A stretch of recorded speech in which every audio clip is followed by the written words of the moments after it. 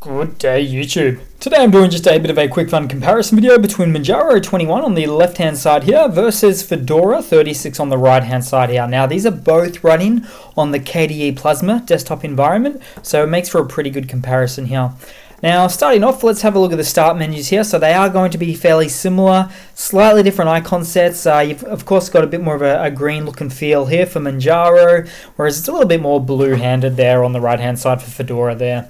If we are to maybe actually have a look at the apps and the options here, so we've got it's all categorized, the games apps, the graphics apps, internet, multimedia, and so forth, etc. have you. I never really worry about that too much though, because you can download pretty much whichever app on whichever machine you really want.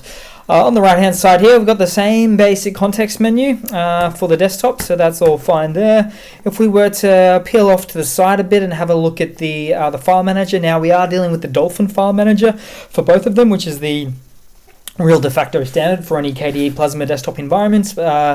Main differences of which are really the coloring scheme that they go with to match their own desktops there, or their operating systems themselves.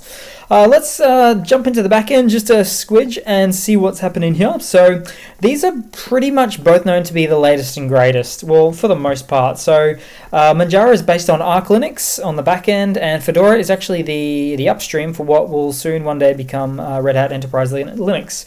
But we are running on the 5.15 kernel for Manjaro and the 5.17 kernel for Fedora, so much of a muchness in terms of hardware support, that sort of thing. Last but not least, and take these values with a bit of a grain of salt, but let's have a look at the CPU and RAM usage on boot up. So on the left hand side, actually both sides, CPUs just looking fine. It's really idling out there, that's great.